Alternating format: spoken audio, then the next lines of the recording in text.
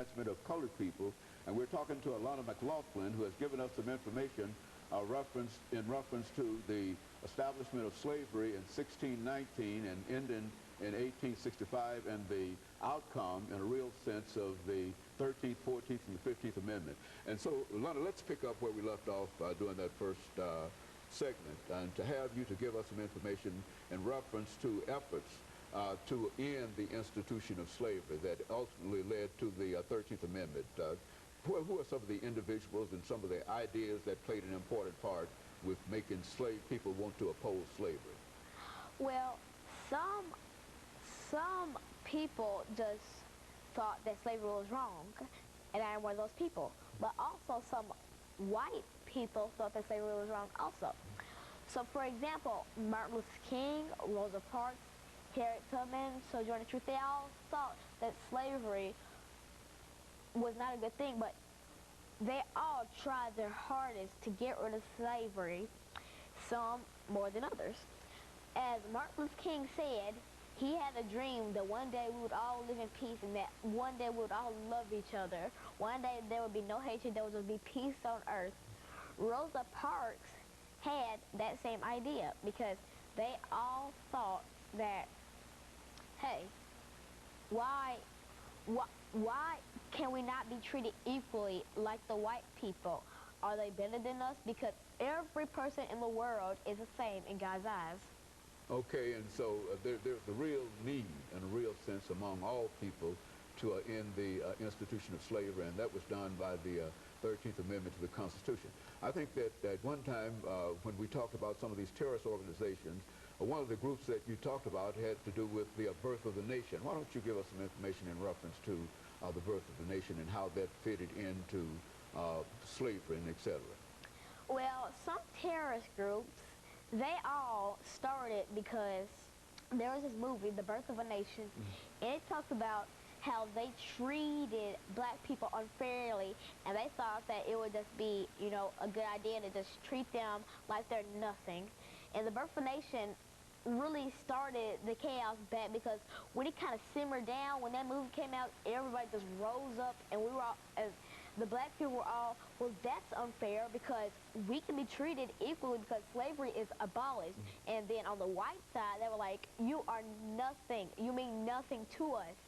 So The Birth of a Nation really started chaos in basically Mississippi to everywhere. And so, what about this? The Birth of a Nation, as I understand it, was a movie. As a matter of fact, it was a movie, and it dealt with a specific organization. So what organization did this Birth of a Nation deal with?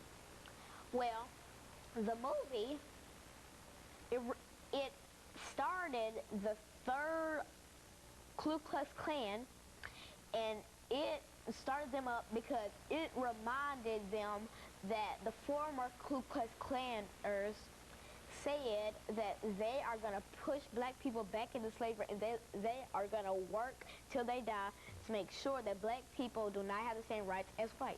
Well, this was immediately after the war in 1865, but the organization you're talking about was long after even the National Association for the Advancement of Colored People was started. When did this organization start? What was it all about, the NAACP? Who are they concerned with?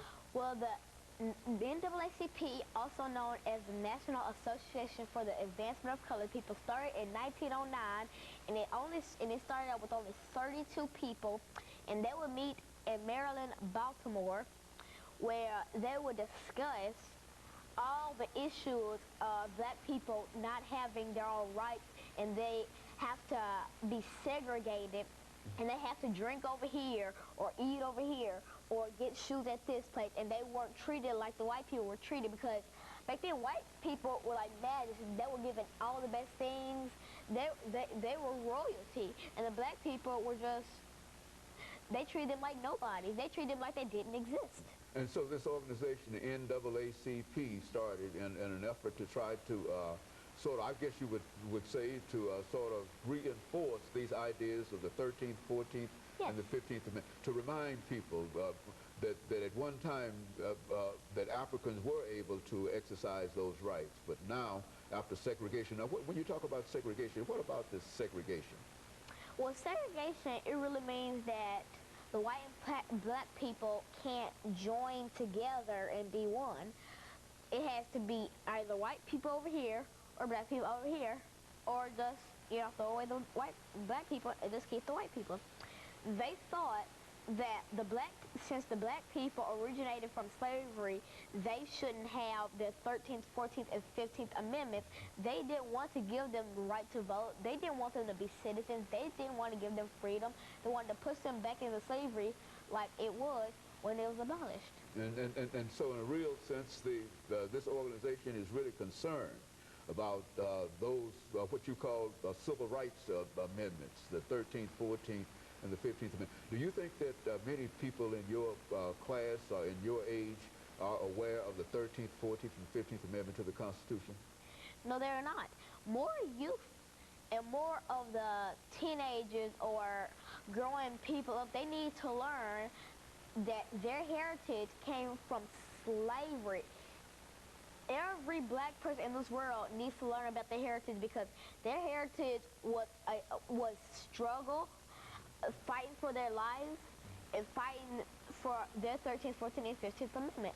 And so it's important that people your age, 9 years old, be familiar with some of the things that happened in the past, so that they might be able to do better today. Is that what you're saying? Do you find any efforts made by other young people your age to do that, to organize and help folks?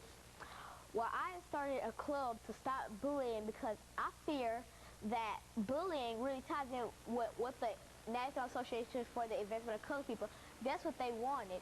They wanted to stop bullying. They wanted to stop the white people from pressuring and fighting with the black people. They wanted to stop white kids from beating and killing the black kids. They wanted to make them one. They just wanted them to combine to make a sea full of colors, to make a world with no hate.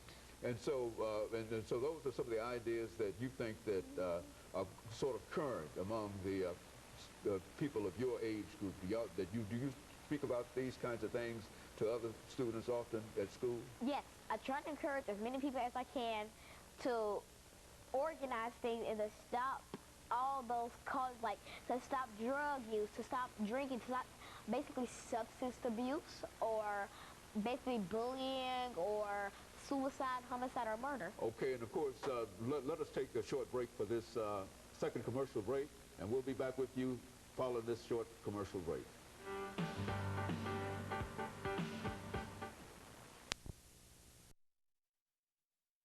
The topic is the National Association